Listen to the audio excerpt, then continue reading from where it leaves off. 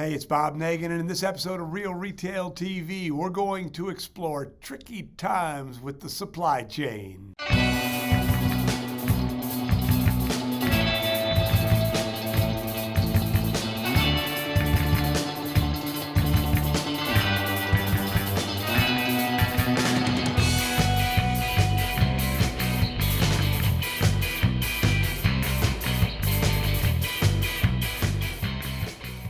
So you don't need to be told that this holiday season is going to be challenging. You've seen the pictures of the freighters lined up to get into port to unload the goods that could or should be coming to your store. So let's just assume that this holiday season is going to be tricky, that your merchandise is not guaranteed, that your need to be flexible is imminent. It's important. So let's talk about a couple things that you can do to make sure that you do have the merchandise that you do need to sell to your customers and to make this fourth quarter the very, very best that it can be. So first of all, I would encourage you to spend what you can to buy bestsellers now. We have a client who has a giant house with a 3-stall garage and only 2 people living in the house, and her house has become a big, giant warehouse. I recently did a Facebook Live where I was talking about this very subject, and people were chiming in. My house, my bathroom, my bedroom, my garage. Somebody rented a storage unit. So get what you can while you can. Spend what you can while you can. What you can get now will reward you when the holiday seasons come. So that's the first thing. Buy what you can now. The second thing is to start looking locally. Fair is an example. It's not really buying locally, but search out and find local or independent manufacturers, independent vendors. Diminish your dependence on big, major brands. For many, many decades now, there has been a trend towards globalization. And it can be argued that it has been valuable for us as a world, this trend. But here's what we're seeing now is that trend has shifted, and now there's a trend called towards localization. People want to buy locally. People are starting to understand that buying from overseas has inherent dangers in it, and buying close to home has inherent benefits to it. So really start to look for local independent craftsmen, local independent manufacturers. You're asking your community to support local. I'm encouraging you to think the same way when you think about your vendors. The next thing I'm going to encourage you, the third thing, is to expand your mix. A lot of people think very, very narrowly about their merchandise mix. That circle is your merchandise mix right now. And I'm encouraging you to think about adjacency. So if this is what you sell right now, I'm asking you to think this way. Let me tell you a story.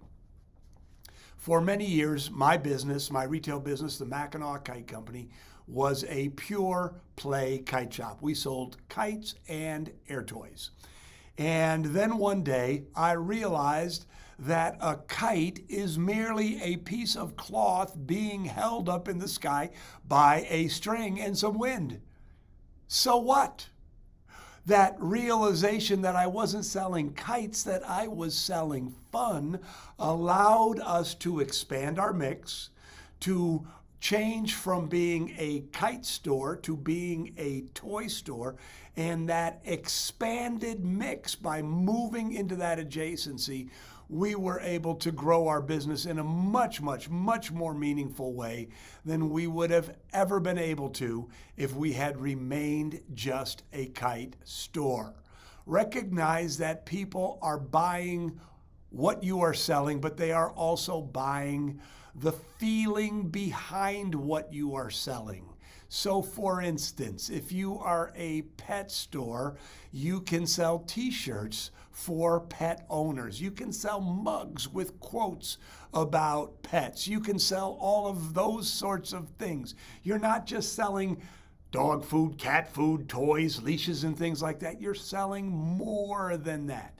If you have a bike store, what other things can you sell to bike riders or people who are buying gifts for bike riders? Cooking stores, you get the idea. Ask yourself, what are people really buying, and expand your mix into that.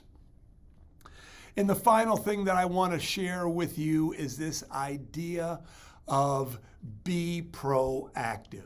This is something that Susan taught us, and if you've been part of our community for any amount of time, you know that when my brother Steve and I, who was my partner, my brother Steve was my partner at the Mackinac Kite Company, when Susan came to work with me and Steve, that she brought a lot of skills.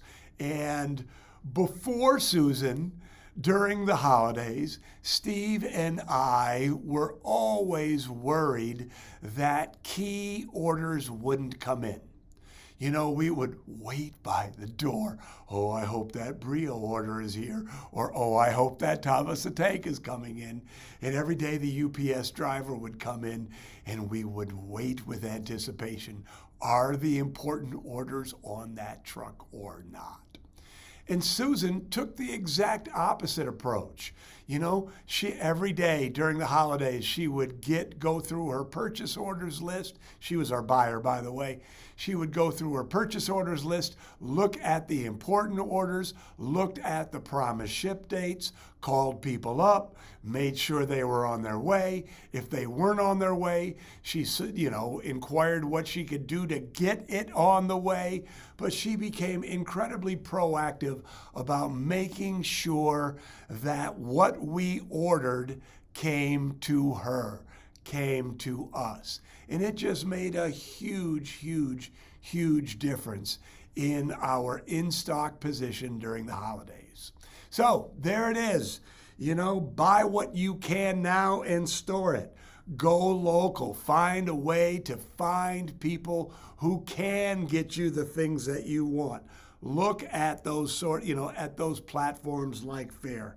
Expand your mix, and finally, use Susan's strategy to be proactive about making sure that the orders that you have placed do come into your store.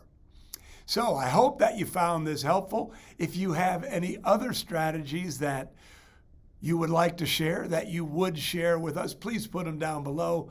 I'm Bob Nagin. Thanks for watching, and we will talk to you again next week.